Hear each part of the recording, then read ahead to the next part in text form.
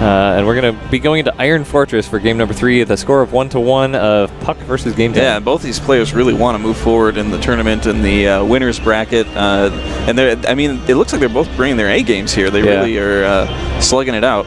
Yeah, and you know, everything gets pretty intense as you get into it, but it's you know, everyone's got a pretty good attitude and moving on, and our brackets continuing to move forward well. If you do !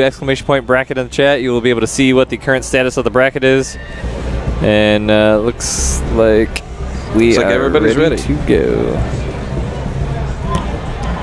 So once again, want to give a quick shout out to our main sponsor of Youmacon StarCraft Tournament 2015. That is Mythologic.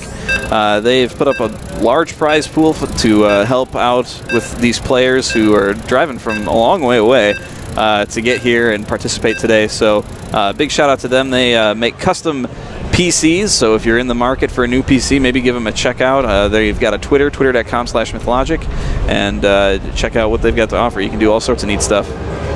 All right, moving on into game number 3 of this best of 3. It is 1-1 in the lower right-hand corner, the purple Protoss. It is Puck.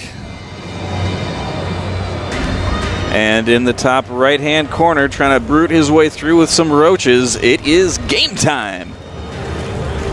I think, honestly, Puck kind of has his number now, so he's going to have to come up with something a little bit different this time. Yeah, we saw a very similar type of play from him the second game as we did the first, and you know, Puck had a lot more observers this time. He was kind of ready for that Roach Burrow play, and you know, those Colossus were really doing good work. Yeah, I mean, really, the difference in that second game was Puck's ability to hold Gametime out of his third base, and still at the same time taking out Gametime's third base, which he never really established again for about 10 minutes. So that was extremely rough for Gametime, and that's what really pinned him on that tech. So Puck going across to try and figure out where his opponent is going to find him on the first try here. So going to get the early idea of what's going on, which is a lot more of the same. Looks like we're going to be moving on out here to put down an expansion, sending 2 drones down as he knows that he's going to have to fight for it. Yeah.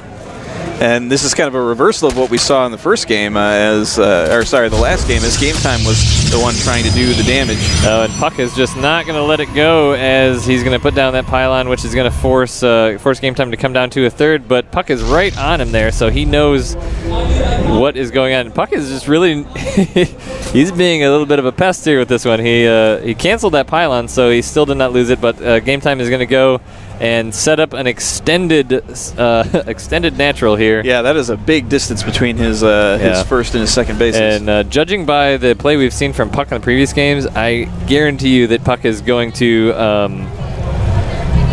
try and really take advantage of that as far as the distance away from his main. Puck, meanwhile, putting down a natural expansion of his own. Gametime, being busy trying to get one of his own, has not really been able to try and prevent that at all. And I don't think that, you know, Gametime hasn't really done any scouting, really, besides his overlords at this point. So he doesn't have a good idea of where Puck is. He doesn't even know where he is yet. Yeah, and he still thinks that pylon's there. He didn't see it cancel, so. Yeah. Overlord is now going to be coming into the base of Puck, so he's quickly going to know what's up. And Puck is still keeping this probe down here. I really like seeing him remain active with that to try and prevent Gametime from going with a third base. But now he's already been forced into a different line of play here with his pool down, making some Zerglings to try and get rid of that probe and any pylons that may be in his way. Overlord now just kind of hanging out over the natural expansion of Puck to prevent that.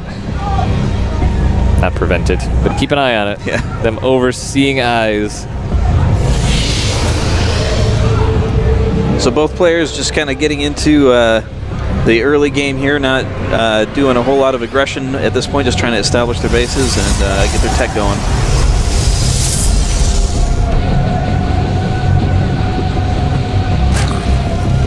The second base of Gametime is now online, so he's going to be able to start using that. But man, that reinforcement distance between those bases is going to be absolutely brutal. And he hasn't really even gone back to look at that his natural expansion, so he doesn't really have any idea what's going on there. Yeah, he's got those lings now. He's going to come down here with the lings into the natural expansion of Puck, and he is not really going to get anywhere because the Zealot and Mothership Core is there. Now Puck going to be start to build his SimCity wall here. Yeah, I got to feel like as game time in this position, you got to feel a little kind of off your game. I really love the Zerg logo in the middle of this map, too. Game time still trying to get some idea what's going on, looking at the front and seeing what tech is going down. Zergling speed is now complete. Not really making many lings, though. He's just going to use those for some scouting. A couple roaches, 7 roaches on the way, so he's going to do more of a 2-base roach push here, which is really not a lot from Puck so far, but Puck is going to be kicking into production here pretty quick with 3 gateways finishing up and a Robo Bay on the way. I think he's got the number down, knowing that the game time is going to be liking on them roaches. Yeah, but he's putting down that pylon once again. That pylon, man. Game time has got to figure out the pylon because that pylon literally killed him last game. Yeah, he took a lot of damage from one pylon. I mean, if you just kind of scout her out, you got to assume that the Protoss is going to be putting down that forward pylon. Yeah, Puck's got to get some units here, though, because the roaches are coming on down. A couple sentries and some stalkers warped in. Needs to get some more going. He's checking the 3rd base of Puck to be sure it's not there, but Puck is going to have to be on his toes. Oh, my. As the Zerglings trying to really save those source fields. As you know, he's limited on sentry. He's going to just get it done. That's actually pretty smart. He is going to lose 1 Zealot, but does manage to keep the sentries, but kills quite a number of those lings while keeping the roaches out. But now the pylon is down. And the units are streaming in. He does manage to trap just a handful more, so he's just really trying to... Oh, he doesn't quite nail it, so some of the lings are able to get in, has to put down a 2nd force field. It's actually pretty smart by Puck. He's really trying to let only a few of the units of game time in so that he can try and whittle them down with only the few units that he does have. Game time making a lot of Zerglings now as the units of game time stream into the natural expansion of Puck. The probes on hold position there, keeping the units back from the actual fighting shooty units of Puck himself. Now he's going to have to move back. The supply is still actually a lot in favor of Puck. Keep in mind that if game time does not get this down, he's going to have to GG. As I was just saying, if he can't make this happen, it is not going to be something that works for him because, I mean, even though it was looking pretty rough there, he had nothing behind it. He was making nothing but units, no probes. Right. And, I mean, he was just trying...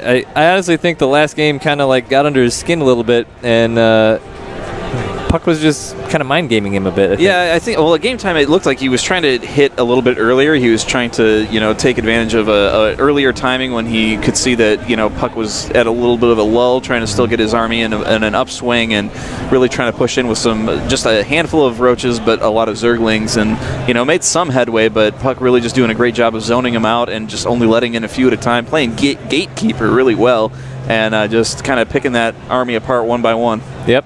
So we're going to take a quick break here. Hopefully it is a quick break and get our next match set up here. Not sure exactly who it is yet, but we'll see. Looks like we've got some good matches forming in the bracket here. And we'll also try and get an interview with our players. So we will be right back here, hopefully shortly.